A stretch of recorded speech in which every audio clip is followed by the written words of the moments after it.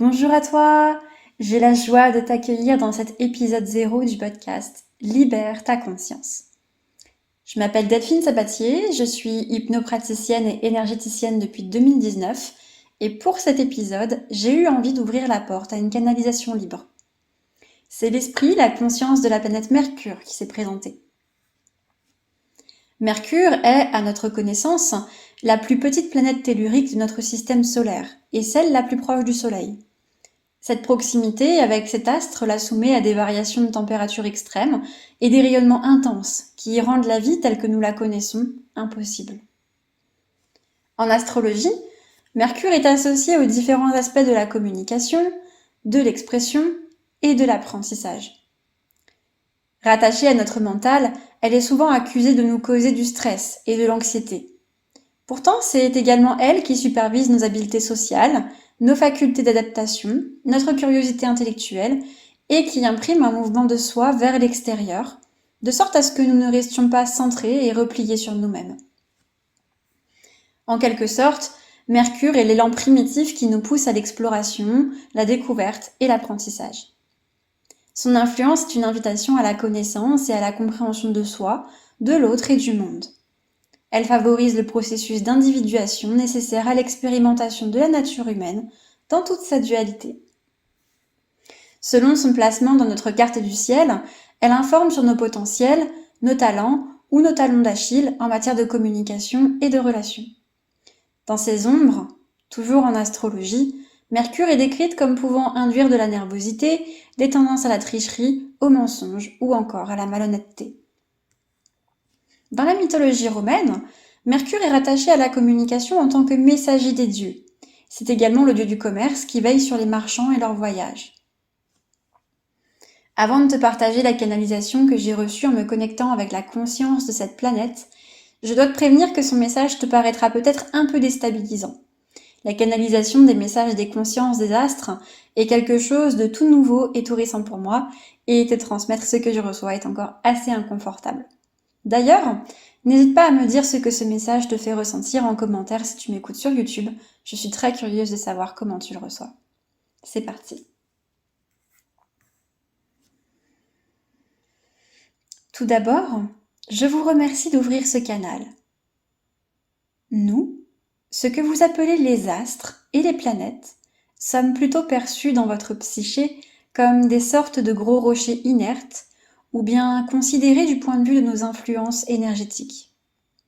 Nous ne nous en offusquons pas, seulement j'aimerais également rappeler que comme vous, nous disposons aussi d'une conscience. Depuis assez peu de temps, de plus en plus d'entre vous prenez conscience de la nature de la planète sur laquelle vous marchez. Vous êtes de plus en plus nombreux et nombreuses à ne plus considérer votre planète comme un acquis, comme un simple amoncellement de matériaux répondant à des lois physiques. Et c'est tant mieux.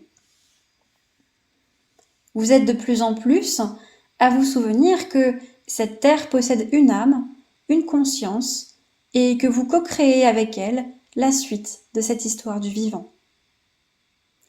Cette sagesse, votre peuple en a été longtemps consciente, puis votre histoire vous en a déconnecté.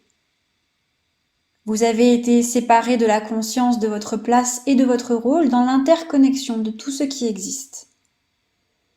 Cette expérience, en partie désirée et orchestrée, et en partie subie, vous a permis d'explorer des niveaux de conscience très denses, sombres et souvent violents, qu'il n'est pas possible d'expérimenter sur d'autres plans, tant les conséquences de tels actes seraient grandes. Aujourd'hui, j'aimerais vous rappeler le fait qu'il ne s'agissait que d'une expérience temporaire pour votre humanité. Une expérience que vous avez choisi de vivre d'abord en conscience, avant de vous incarner dans ces corps que vous habitez actuellement, puis en inconscience, maintenant que vous êtes présent sur cette terre.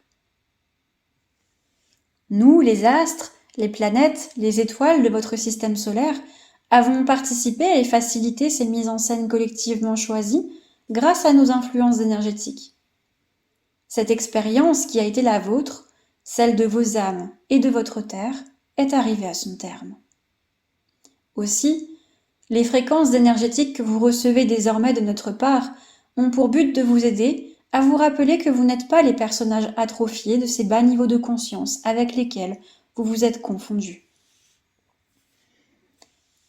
Par bas niveau de conscience, n'y voyez aucun jugement.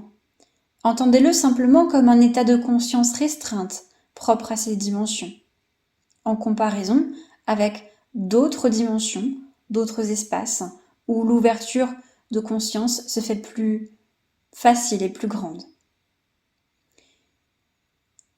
Cette période d'expérimentation de ces niveaux de conscience a été créatrice et génératrice de nombreuses pollutions, calcifications et égrégores dont il vous faut à présent vous détacher pour retrouver votre nature originelle, vous rappeler de votre rôle et votre place dans l'écosystème en tant qu'humain. Vous avez expérimenté la suprématie de l'homme sur la nature, les animaux et la planète. Vous venez maintenant expérimenter de retrouver votre identité profonde, votre place, dans l'humilité et la co-création avec tout ce qui est en vous et autour de vous. C'est un profond changement de paradigme que vous vivez. Une déstabilisation et une déconstruction des fondations sur lesquelles vous vous êtes construit et établi depuis des générations. Un déconditionnement des plus inconfortables, certes, mais nécessaire. Le retour à votre nature et à votre pouvoir créateur est la clé de l'évolution de votre peuple, qui est en sursis. À l'origine, il avait été imaginé et souhaité qu'à l'issue de cette expérience temporaire, l'humanité recouvre la mémoire, reprenne sa juste place, prenne responsabilité pour ses choix et œuvre à réparer les torts causés pendant cette expérience avec compassion, amour pour elle-même et humilité. Notre invitation est donc la suivante. Autant que possible, permettez-vous de recevoir les soutiens et les aides en provenance de nos dimensions. Accueillez les inconforts comme des opportunités d'évolution et non pas comme des fatalités qui alimentent en vous le personnage de la victime. Tout le vivant, toutes les consciences œuvrent avec vous pour vous faciliter le retour à votre place. L'homme n'a pas été créé pour régner sur la terre, mais pour être au service de la vie et de l'intelligence du vivant. Être au service ne signifie pas être esclave. Être au service ne signifie pas être dans la servitude. Être au service ne signifie pas être dans le sacrifice de soi ou de ses besoins. Être au service de la vie signifie prendre conscience de sa capacité créatrice et l'utiliser pour faciliter, protéger et accompagner l'évolution de cette terre et de tous ses habitants. L'humain est un pont entre les dimensions subtiles et la matière. Il a le pouvoir de création et de destruction. Et il est temps pour lui de revenir à ses fondamentaux et d'œuvrer en bonne intelligence avec la nature et le vivant.